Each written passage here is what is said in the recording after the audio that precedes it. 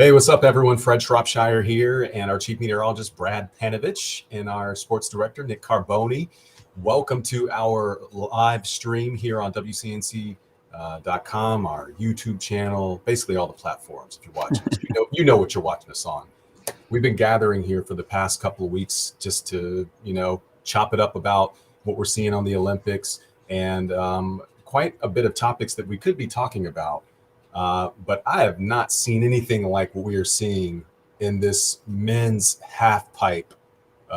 These guys, we were talking about ice skating the other day and the falls that we saw with that. But these guys there are a lot of falls. Yeah. They're hard, and the weather is a factor.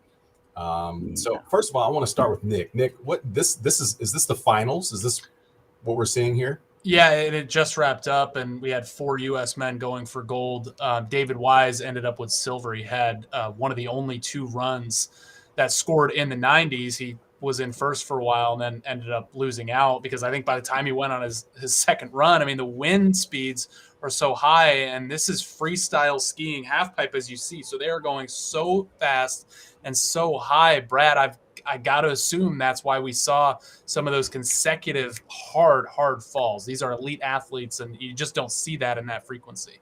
Yeah, from a weather standpoint, it's kind of unfortunate because, a lot of these guys, they only need one good run. So sometimes if they have a bad first run, they think, okay, I got a second or third run I can make up. Well, the problem was the weather got worse as the event went on. So by their second or third run, they were dealing with 35-mile-an-hour winds. And what I think is interesting is they had these barriers on one side to try to block the wind, and it was actually making it worse because the wind was coming over the top, and it was making this swirl inside the pipe. So what was happening, it wasn't blowing them side to side. When they were up in the air, it was pushing them up or down. There were updrafts and downdrafts. So those barriers blocked the crosswind, but it caused the updraft and downdraft. And you saw a lot of those guys, like they would get up there and they would come down hard because it would throw their timing off.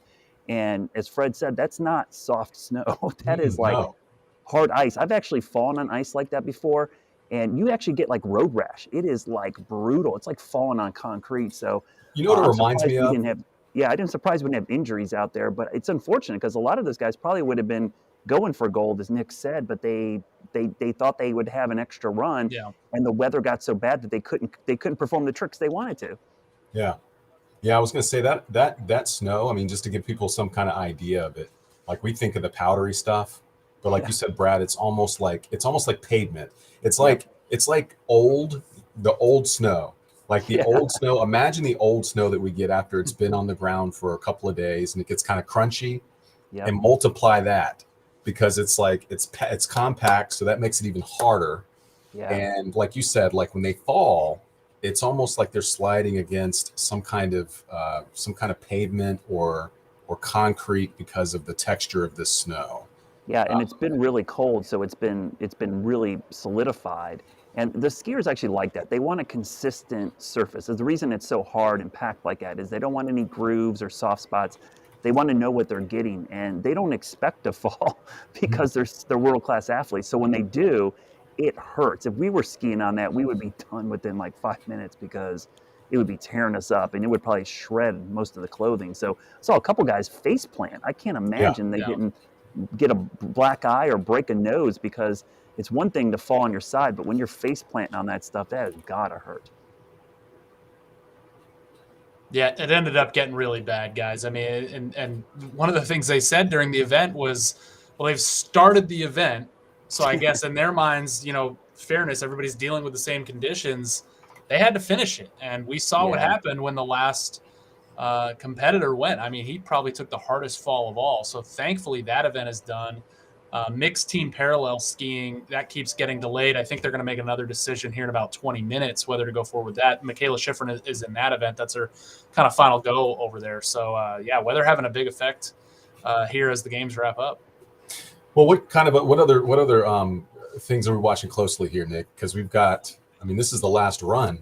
We're in the home stretch of our games this year. Yeah, a lot of. I love the sliding events. I've always kind of gravitated towards that. No pun intended.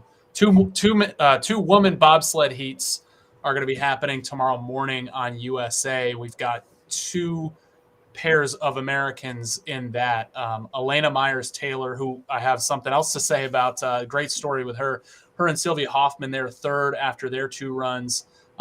Kaylee Humphreys and Keisha Love are a couple spots behind them. All of these women have won medals in past Olympics, so they're in pretty good shape right now. And the total times from your 4 heats, that determines the medal. So heats 3 and 4 are tomorrow morning. Heats 3 and 4, the men's, I believe, are on WCNC Charlotte after our newscast, and so we go on at 11, and those pick up at about 11:35. So some 2-man bobsled, 2-woman bobsled happening in the next couple of days in China. And you mentioned Fred.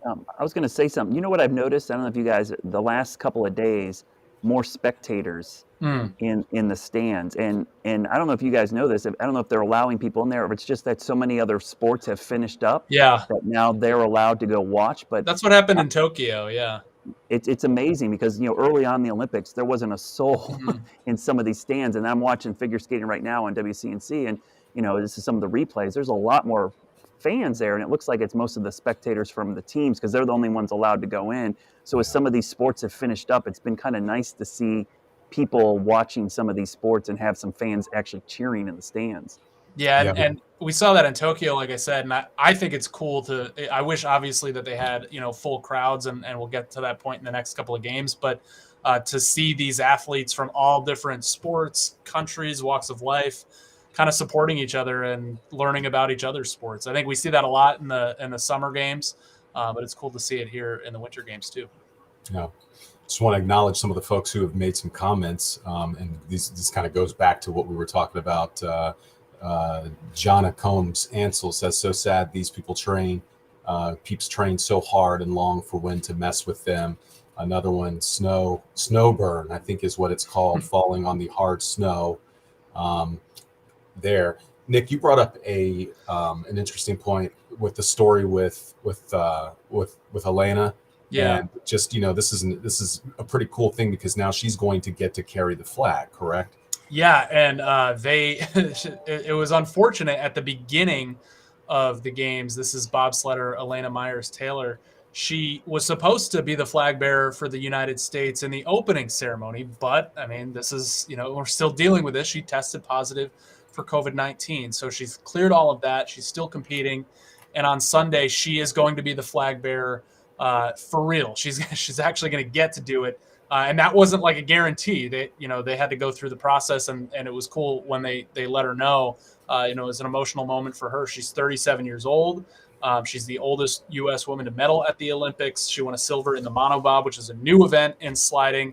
It's basically a one-person bobsled. She's also going to be the first U.S. athlete chosen as flag bearer for the opening and closing ceremonies of a Winter Olympics since 1948. So really cool to get to see her be able to do that this Sunday after, the heartbreak of not being able to do it in the opening ceremony. I mean, that is something that means a lot to these athletes from the United States, is to go into the opening or closing ceremonies with that American flag. Yeah. So some very interesting storylines. I'm trying to think. Well, one thing I just want to let people know, because of the time differences, how they can watch the closing ceremony. So it's going to be live on streaming only Sunday morning. That's at 7:00 in the morning. And then, of course, we'll have it in prime time Sunday night at 8:00 on WCNC Charlotte, tape delayed.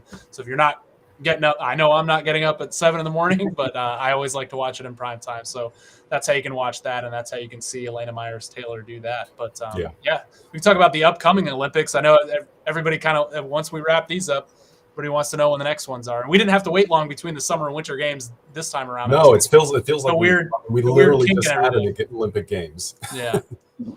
So 2024 is Paris for the Summer Olympics. 2026 is in Italy, between a few different cities there. 2028 is back in the U.S. in Los Angeles. 2032 is in Brisbane, Australia. That's summer. So obviously I skipped the winter games. That's because we don't know about 2030 yet. Yeah. The U.S. city in play for that is Salt Lake City, which I think hosted it in 2002. I want to say they had the games. Yeah.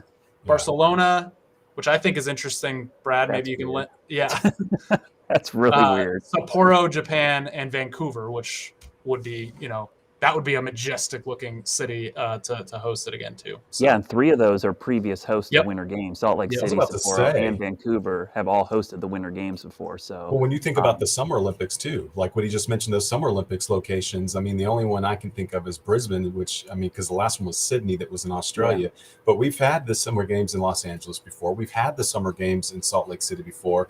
I'd be interested to know the next, if the next United States city, whichever that might be, if there is one, would be more likely to get a games that hasn't had it before.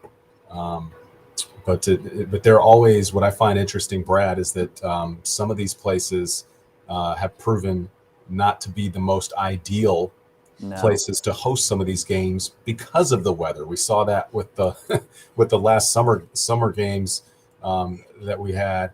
How there was, the athletes were complaining about the heat. There was heat exhaustion, and even talk of